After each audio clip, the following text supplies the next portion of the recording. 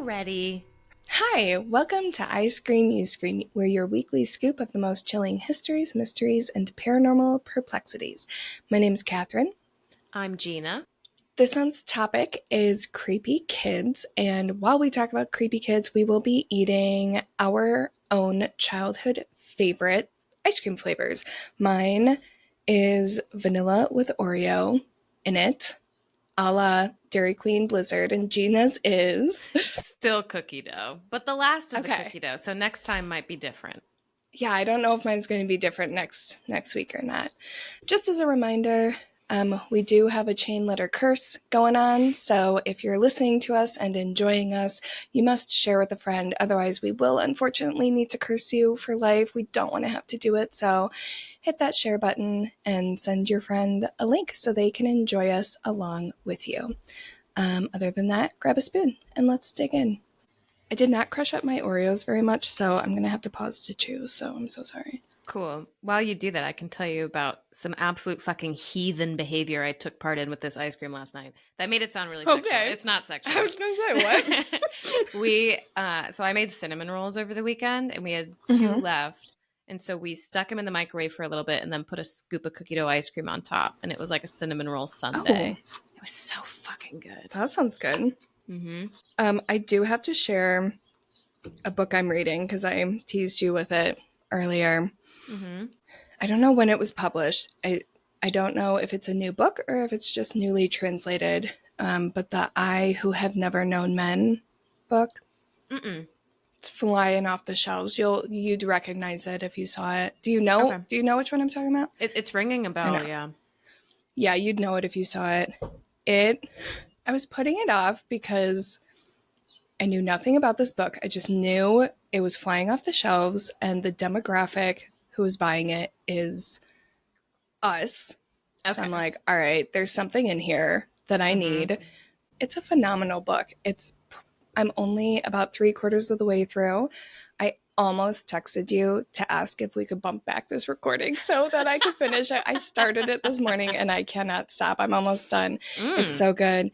I'm not going to tell you anything about it because it's best if you don't know. The only thing I will say is it is so good and so well written, but also very bleak. So if you're in the mood for a feel-good, it's not a feel-good, but it's definitely not a feel-good. I don't know how to describe it. You absolutely need to read this book. Everyone should read this book. Okay. It's truly... I'll come back in our next episode having finished it and give an official recommendation, but these are my initial thoughts, having not been able to put it down all day long. This is coming up a perfect time because I'm taking a brief hiatus from bleak books to read a funny one. And I'm almost done with the funny one. So once that's wrapped up, I'll be ready to return to the realm of the bleak. Yeah, it's beautiful. It's such a good book. Like, I cannot wait to finish it. And also, I'm so sad that I'm going to finish this book eventually. There's so many powerful emotions. I really do need to I'm read feeling so many things today. I honestly wonder, so I was ready to record early for everyone listening, and this never happens. I'm always the one who's like straggling behind and flustered and like just a mess when I come in to the recording. And today I was like, I wonder if subconsciously I was ready to go early. So I was like, come on, let's get this going. So I want to read my book. Go finish. Yeah. I love books like that though. Like ones it's where good. you just can't stop thinking about it. Yeah, this is going to be with me for a long time. I can already, again, I'm not done. The last quarter of it could be trash.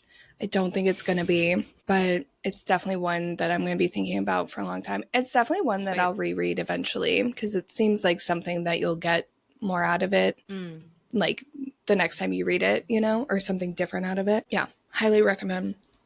Sweet. I will say, so as a transition into the next thing I have to say, in my notes, under things I wanted to tell Gina about, I have book I'm reading and garden shit. And garden shit has a little smiley face next to it. And book I'm reading originally had a smiley face, and then it had a sad face, and I switch it back to smile, and then I switch it back to sad face. So now I just gave it a little straight line mouth face because I don't know what emotion I'm feeling about the book. But yeah, that's my transition into garden shit. It's finally garden seed season. One day I just woke up and things were like blooming and ready to go. So now I'm ready to go. So I'm awake and ready to go into the garden. And I have something I want to share. I got it on clearance. I want to show it to you. It's not that exciting, but I'm excited about it. Look at my little pumpkin planter. Look at him. Oh, it's a jack-o'-lantern. Yeah. That's so cute. I'm so excited. Guess how much it was. So it was originally $70, which I think is way too much for this. Planters are expensive, though. Where'd you buy it? I got it at Stein's. Guess how much I got it for? $10. Originally $70. Oh my gosh, Phil said $15. It was $20. Ah, okay. Which I think is still good. Deal. Yeah. That's a great deal. Are you going to plant your pumpkin in there? Not my pumpkin. I'm going to start the pumpkin seeds in it before I put them in the ground. But then I'm going to do marigolds in it for my front porch. Lovely. Yeah. Hey. Anyway. What else are you growing this year? I know you're growing sunflowers. There we go. Sunflowers. I'm also doing all of the butterfly and bee flowers. Last year I grew a bunch of coneflowers, but they didn't bloom in time, and then the frost came out of nowhere, so I didn't transplant them in time. So I've got black-eyed Susans, coneflowers, some milkweed, and butterfly weed that I'm going to put them in. I'm going to replace some of the gross flowers that the idiots who lived here beforehand, or before we did, planted. They were not the best. So I'm going to like replace all the weeds that they intentionally put here with good flowers. Nice. But it will take a while. I also have a couple, like I got some dahlia bulbs. Why can't I say that? Dahlia bulbs. Dahlia bulbs. That's hard to say. It feels weird, right? Yeah. Dahlia bulbs, and I'll do peppers and tomatoes in a sec. But I do my peppers in like planters also, like pots. Yeah, we do just too. So that I can move them around. And yeah, I don't have a ton of yard space. So the yard is for flowers. There's one corner where the tomatoes are going to go. And I have herbs over there too, but I'm getting a late start. So I'm like the fall garden is like already, like I didn't really have a spring garden. Like well, spring was weird for you. Took so long to spring. Yeah. It just became spring for you, and we're recording this in the middle of May. Right. On the topic of plants, I got a little snapdragon plant the other day. Oh my God, which cute. I love snapdragons. I'm so excited about it. And then we also got a little tomato plant, like a little sapling guy, who we immediately almost killed, but he's back to being happy. That was a close one. I feel like I remember. Yeah. When did you get these? I feel like like maybe 2 weeks ago. Remember. I probably told you about it. Because did you go to like a farmer's market or something? Went to a plant sale swap thing. Oh, yeah. Yes, yeah. Mm-hmm. Yep. Yeah, so that's exciting. Fuck yeah, gardens. I love gardening. Fuck yeah, gardens. Team gardens. Anyway. Do you perhaps have a story for me? Just the one. A very strange and spooky story. Just one strange and spooky story today with many, many theories behind it. I will settle for this one. So look, I love a good, creepy legend as much as any other girl my age. Every now and then, I find a story that just kind of blows my mind a little bit, and that is what happened with the Green Children of Woolpit. Because on the surface, it's really just a cute little story about a couple of weird kids showing up in like a medieval village. We'll get more into it later. But then you start getting into the theories about who these kids were. And suddenly it's like you're unlocking centuries of debate about whether or not these kids were aliens or fairies or a zillion other fucking amazing and wonderful things. So buckle up, my friend, because I'm going to take you on a journey. So before we get into the kids, we need to talk about when and where this supposedly happened, because it's all kind of a hot fucking mess. So we're in eastern England in a place called Woolpit in the county of Suffolk. And Woolpit is pronounced exactly how it's spelled: wool, like a sheep, pit, like bottomless pit of despair.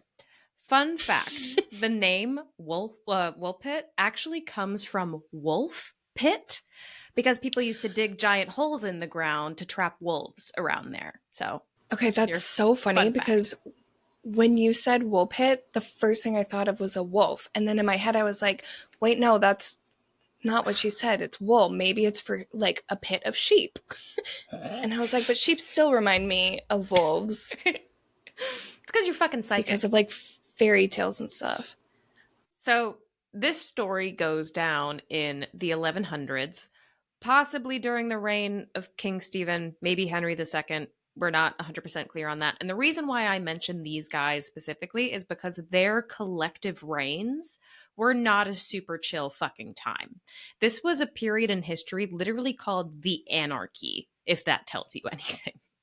That's And basically, wild. yeah, spark notes of it are civil war, chaos, famine, general societal collapse, all of those things, all of those fun things. Shouldn't say fun. All of those things. Everyone was paranoid. Everyone was poor. Things just generally sucked. Also, and this will come back later, a bunch of Flemish immigrants had recently settled in England. Some had been invited over by King Stephen, but when his nephew, Henry II, rolled in and became king, he was like, no, I fucking hate these people, and he launched this big, violent campaign to get rid of them. Which means that in this region, at this time, people were very on edge about outsiders. So, not the most nurturing environment for a couple of kids to rock up out of nowhere. Speaking of which, one summer, during all of this chaos, a bunch of villagers are outside tending the fields near Woolpit, minding their business, going about their day to day, reaping what they have sowed, yada yada. When all of a sudden, they find two children just kind of standing there. Not another adult in sight, like just these two kids by themselves. Kathryn's immediately suspicious. Sorry, I'm just like immediately I'm in like Children of the Corn type land. Like if there are children standing in a field with no adult supervision, that's an immediate no from me. Sorry. It's a weird one. Yep. And it gets even weirder too. So it was a boy and a girl. The boy seemed younger and the girl would later be called Agnes. But at this point, there's no names. Like, we do not know who the fuck these kids are. And the kicker is that they are green. Not like feeling a little bit nauseous green, like straight up fucking green skin. And they were found near one of the town's old wolf pits. So the vibe is immediately kind of what you're talking about. People are like, oh my God, these damn kids crawled up out of the underworld again. Like, what is this type deal? Classic. And that sense of otherness, that feeling that these kids are different, is exacerbated by the fact that their clothes are made from a material that no one recognizes in a style that doesn't look anything like what the villagers had seen before. And they're speaking a language that no one understands or even recognizes. Like, you know how, like, you and I are not fluent in Spanish, but if we hear someone speaking Spanish, we'll be like, oh, I know what that language is. None of that. It was just, these kids are, it's gibberish, nothing. Yeah. So the villagers have no idea what to do with these kids. So they do the logical thing and they make it someone else's problem. Great. Love it. Specifically, they bring them to their local lord, who is a guy named Sir Richard de Calne. Now, luckily, Sir Richard seems to have been a pretty nice guy by back then standards, because he doesn't immediately kill them for being different. Instead, he tries to feed them, but the kids refuse to eat. And not only did they not eat, they seemed genuinely confused by the food they were being offered. No matter how many types of food they brought out, bread, whatever, almost like they didn't even know that this stuff was food. They were baffled by it. They wouldn't eat it. So a few days go by, and Sir Richard is just like at a loss. He has a couple of starving kids in his house who refuse to eat. He has no idea what to do. until finally someone brings in a bunch of freshly picked broad beans, aka fava beans, and the kids devoured them.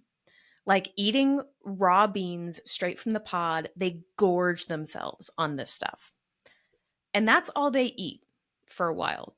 There were just like two little vegan cryptids basically just living off of beans. But slowly, they start to come around to other foods too. And when they do, the green color of their skin starts to fade. And eventually, they lose the green entirely and they just look like a normal human color. So the decision is made to baptize these children. But unfortunately, the boy, who had always seemed like a little bit sickly, he died either right before or right after the baptism. Records are a little bit unclear on which. Either way, very, very tragic. But the girl, Agnes, survives. She keeps living at Sir Richard's place, and slowly she starts to learn English. And eventually, she starts talking. And our girl, Agnes, has some very interesting things to say. So once she has a good enough handle on English, people start to ask the obvious questions. The first one being, where the hell did you come from? Yeah. She says that she and her brother came from a place called St. Martin's Land, which is not a place we have on any of our maps, either now or back then. We don't know if this is a reference to like our St. Martin, like in this earthly realm, our St. Martin, or if it's another thing entirely.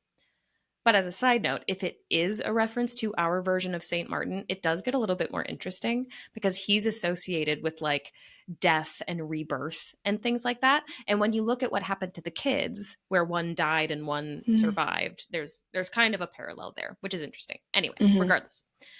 According to Agnes, everything in St. Martin's Land was green. The people, the plants, the food, green as far as the eye can see, green everywhere you look. And what's even weirder is that she said that the sun never fully rose there. Like the whole place was in a constant state of twilight. Oh, Weird. That sounds weird and beautiful. Right? Immediate thought was like, is she from like a place called Saint Martin or something? But like the only one I can think of isn't that an island in the Caribbean or something? It's something like that. And they don't have green people and the sun is shining bright. So can't be that one. There are theories about where this could have been in reference to, if it is like in fact a real place. Yeah. There are many, many theories that we're going to go through today. I'm sure. That will come up again. Yeah. Yeah. So she also said that from where they were in St. Martin's Land, there was a big river, and across the river, they could see a different, brighter country. We do not know what this means. It could have just been a metaphor that like she heard her parents say it and she just repeated it, or it could have been an actual place. We don't know. But when they asked her how she came to be in Woolpit specifically, she said that they were helping their dad with his livestock one day. They were like herding his cows with him or for him or something, when they heard the sound of bells coming from a nearby cave. I know. So they followed the sound, and when they emerged on the other side, they were struck by like the brilliant sunlight of our world and its distinct lack of readily available beans. So she said that they were so disoriented by this sudden influx of bright sunlight that they couldn't find their way back to the cave entrance to go back home, which is when the villagers found them and brought them to Sir Richard. Which I do want to land for a second on the whole hearing bells in a cave and actually going in the cave. Okay, I was gonna... Yeah, I didn't want to interrupt you again, but another thing that I don't do is caves. That's a no, and especially the fuck? I can't just... No, that's a no. We're making a lot of mistakes here. It's a hard no. It's a hard no for me, man. Yeah. For sure. And that's kind of it. That is the story of the Green Children of Woolpit. From there, Agnes's life fades from historical record. As far as we know... that's weird. What the fuck? Yeah, weird. That's so weird. Yes. As far as we know, She lived out her life like any other English woman. She worked in Sir Richard's household for a while. And according to some speculation, she even eventually got married and had a not green kid, which is great. That is speculation, though. There are not really records that support that. Yeah. But so Weird. before we jump into the theories about this, I want to really quick touch on how we even know this story in the first place, because it's important. So there are two main sources from the same time frame that this is said to have happened in. First, there's a guy named Ralph of Coggeshall. I think I'm saying that right. It is very fun to say, even if I'm saying it wrong. Sounds right to me. And he was an abbot that lived about 26 miles away from Woolpit. And he wrote all of this stuff down. And in his account, he says he got the story directly from Sir Richard, the guy who took care of the kids. The second guy who we use as a source for this stuff is named William of Newburgh, who was a historian from way up north in Yorkshire, so a bit further away. Now, William is the one that I personally am very intrigued by, because like I said, he was a historian. He wasn't someone who just blindly believed weird shit. And in his records of this story, he even admits that he didn't want to write it down at first because it was too fantastical. But he says that he wound up recording it anyway because there were so many credible sources telling him the same story that he couldn't overlook it. He wrote his original chronicle in Latin, but if you translate it literally, he has a phrase that is something like, "I am crushed sufficiently that I am forced to believe." Oh. So Okay. this was not just a bedtime story that people told kids. These were like educated guys recording at the very least what they believed to be true. So this story starts to spread, and after it had been told and retold a few times, people started speculating. And the main theory was fairies, which is something we have not really talked about on this podcast yet. We haven't really talked about fairies at all. I feel like you and I. The only time we ever talk about fairies is in regards to, maybe we haven't. Maybe I just talk about that with Karen because I can't think of a time that we talked about fairies. I have a little fairy door in my garden, and I always Aw. give Karen updates on it so she can tell Colette. But That's so cute. I don't think we've ever talked about fairies. Mm-mm. I really don't. What's your talk a stance lot on about fairies fairies? today. Are we going to talk Yeah, about why it not? today? Are we going to share our opinions? Sure, fairies can be real. I believe in Dogman, so Yeah. like doors open. Why the fuck not? Yeah. Yeah, I cannot imagine a world where fairies are not real. That's just my reality. Why would they not be? Yeah. That's it. I think that's my whole opinion. Like, of course they're real. Obviously, yeah. So the idea. yeah. Sorry, I totally steamrolled you. You go. No, I'm done. Oh, okay, cool. I was like, I did a weird thing with my mouth that made it seem like I was gonna keep talking, but I was not. I'm sorry. That was me. Okay, cool. So the idea was that Agnes and her brother had accidentally slipped into our world from some kind of fairy realm. And I do want to talk about medieval fairies for a second, because they were not very nice. They were like the creepy, tricksy kind of fairies who would curse your cows, steal your babies, cause you to get lost in the woods for laughs. They were mischievous. They were flippant. They were so much fucking fun. And some people thought that Agnes and her brother were two of them. If you don't believe in fae, it might sound a little bit silly to us now, but if you look at the details and the lore behind fairies, it kind of tracks. First and foremost, the green skin is very fae-coded. Green has been associated with fairies for centuries, even to the point where people were discouraged from wearing green because that color belonged to the fairies, and you would piss them off if you wore it. Perpetual twilight is also a very classic description of what fairy lands are like. And even the food thing kind of lines up with fairy lore, which says that fae food is kind of dangerous to humans. So these children might have believed that the opposite was also true and refused to eat the human food just in case. Plus, they came from a cave. And in a lot of old European myths, caves were kind of seen as like a portal to another world, which makes sense. So over time, people started seeing this as kind of just a weird fairy crossover event. Like, we have a lot of stories about humans accidentally ending up in fairy territory. This just flips it on its head. And it's like, nope, the fairies wound up in our territory this time. But it is worth noting, I do want to point out, there's no record of the villagers saying much of this. And there's also no record of the kids being treated badly or anything like that. I just wanted to mention it because I know it's always a big thing when we talk about people who were different in this time frame, but there was none of that. The whole fairy thing didn't come up until way, way later, once the story has kind of had a chance to spread. So this really was kind of an attempt at explaining the unexplainable. And in medieval England, blaming fairies was kind of their version of, oh, it's a glitch in the matrix kind of thing. Yeah. It was like the catch-all. That's what I was thinking. Yeah. Psychic. We're going to need to do a fairy month because I cannot believe we've never talked about fairies and even just the fae in general, like the whole blanket. Like, we haven't really talked about that at all. I do actually have a lot of opinions on, and we need to talk about them because I like the whole idea that things were flipped on their head, and like, because it's rare that you hear a story that, you know, a fairy will accidentally end up here.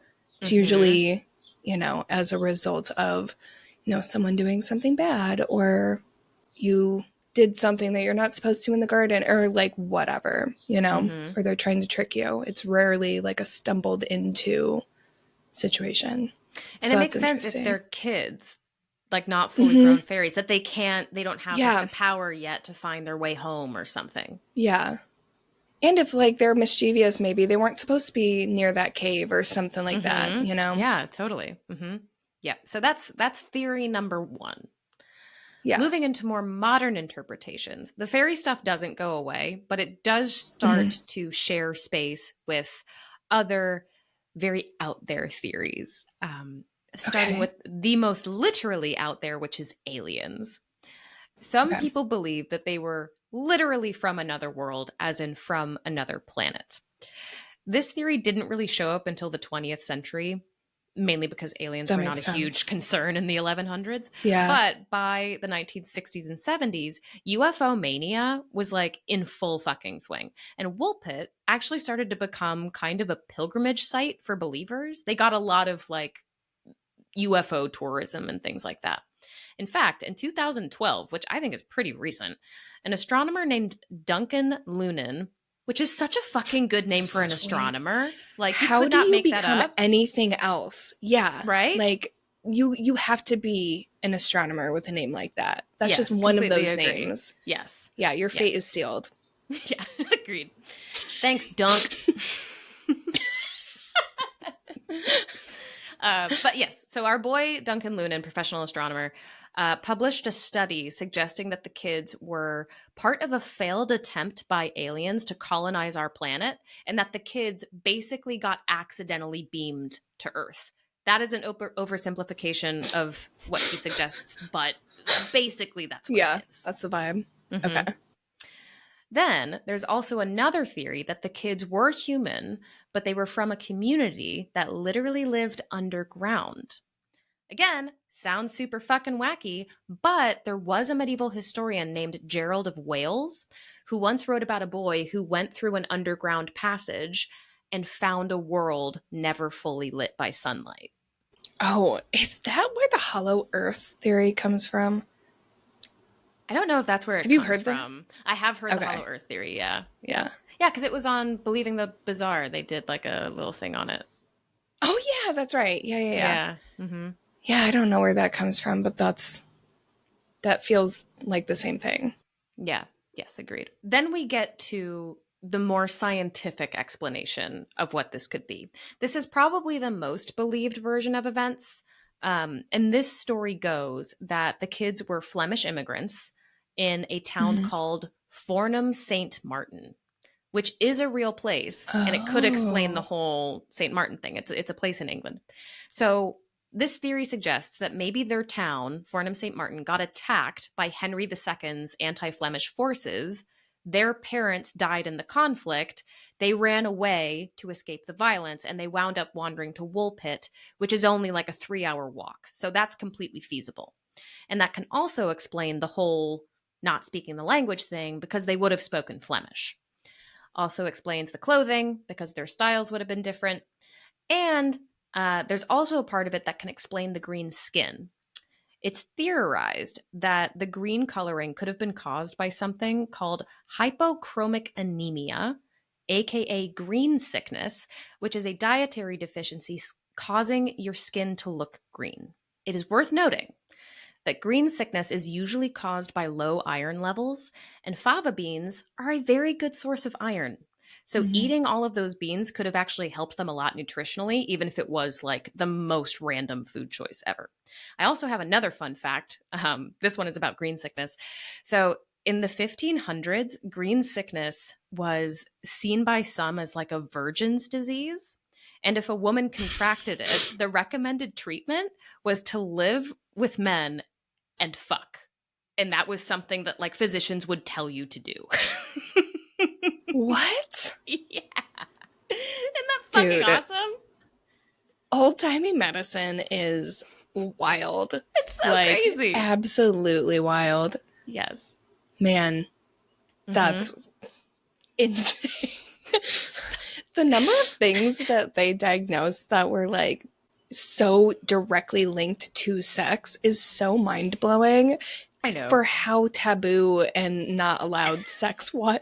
Like, I don't know. For women. That's a whole, especially for women. Mm-hmm. Like, oh my God. That's just I need to land on that for a second, because I'm like, I'm not surprised and I'm astonished also at the same time. Do you know what I mean? Like, yes. Like I didn't see it coming, because when I think about the 1500s, I don't really think about people encouraging women to have sex with anybody ever, unless it's for the purposes of making a baby. I was going to say, not just for, like, there was a lot of, like, forced situations, but for the purposes of having a son, you know, not for the purposes of, like... Yeah. And I think I remember reading that one of the things was, like, if you have green sickness, go fuck somebody. If you conceive a baby, you will survive it, or something like. So there was something to do with, like, babies in there. But... Okay. Oh, okay. Yeah. See, that makes more sense to me. Yeah. Yeah. Wild. So, well, yes. All right. There's this whole, they were Flemish immigrants, parents died, that whole thing, green sickness theory. But I don't fucking buy it. And I'll tell I was you going to say, maybe there does appear to be some earthly evidence of that. However, I still think they were fairies. This is why I don't believe this theory. So first and foremost, green sickness was not rare back then. People had dietary deficiencies, up, down, and sideways. You would have seen people with that in your day-to-day life. But the sources we have for this story describe the color of their skin as something they had never seen before. It was outlandishly green. Now, I'll grant it could have just been a particularly bad case of green sickness, but, another but, if the whole being Flemish thing is true, somebody would have recognized the language, especially when they were brought to Sir Richard, who was an educated guy. Like, he might not have spoken Flemish himself, but he would have been like, oh yeah, that's fucking Flemish, you know? Okay, so that's why I don't believe that one. I throw that out the window. And then there's one more theory that I haven't mentioned yet. It's less fun, but it is still interesting. Basically, some people think that this whole entire thing was made up. Kids weren't real. The story wasn't real life. They think that people made it up as kind of an allegory, almost like a religious parable or a metaphor for how medieval society... Oh my God. Sorry. Like how medieval society dealt with outsiders. Because way back then, and this is kind of fun, medieval historians really loved including weird little things in their records with explanations that don't really hold up today. Like if something went wrong, they would say divine punishment. If there was like a weird goat, it's a warning from God. You know what I mean? So if there's a lot of social anxiety over something, sure, green kids can be used as a symbol to explain it. That'll work. So there is a chance that this whole thing was never meant to be read as a literal event ever. But I still don't agree with it because it's way more fun to believe that this actually happened. So that's the Yeah, reality for I'm sure. choosing. So like I said, the life of Agnes and her brother faded from record, but their story sticks around. Over the centuries, it's popped up in folklore journals, historical analyses, and even books. It inspired The Green Child by Herbert Reed, and it even made its way into The Man in the Moon, which was one of the first sci-fi novels ever written, which is very Oh, cool. interesting. Yeah, that book kind of suggests that the kids just came from the moon, which is like a thing. Sure, fine. I like the other Yeah, theories sure. better, Why not? but sure, why not? Fuck it. Yeah, all of the above. Who cares? And even now, everyone from paranormal investigators to historians to folklore enthusiasts still argue over what really happened. Were they from another world, a parallel dimension, another country? Just like, who the fuck were these fucking kids? I want to know so Yeah. bad. So bad. But there's a graduate student named Timothy R. Jones, and he recently published an article, like within the last month, very recently. Oh, okay. Yeah. And he presents a perspective on this story that I really appreciated. So that's kind of how I want to end things. And his argument is basically we should focus less on where these kids came from and more as their life as it was on our earth. According to him, the important part of the story is that these children were people at the end of the day. And this story tells us a lot about how people made sense of the unfamiliar back then. Because, yeah, the kid's arrival was real fucking weird. The whole situation was weird. But once she adjusted, learned the language, found her place somewhere, Agnes stopped being a them really, really quickly. She just became a person, which isn't something I am used to seeing from this time in history. Yeah, I do. Yes, I love that you said that and that you're bringing this up because I felt a little bad by how astonished I was that they were trying so hard to feed them things that they would eat. That shouldn't be an astonishing thing, and I feel bad about it. But I also think that it's valid for me to be surprised by how much they seemed to be cared for when they first showed up. Because, I mean, especially for that time period, but also, like, throughout all of history, that is kind of surprising. I feel bad saying, but I don't think that's wrong. I don't think it's wrong because I think, like, the shorthand version of, like, the modern understanding of this period in history is difference was bad. People had to keep their heads down. You had to live by whatever rules society had at the time, or else, like, you were putting your life at risk.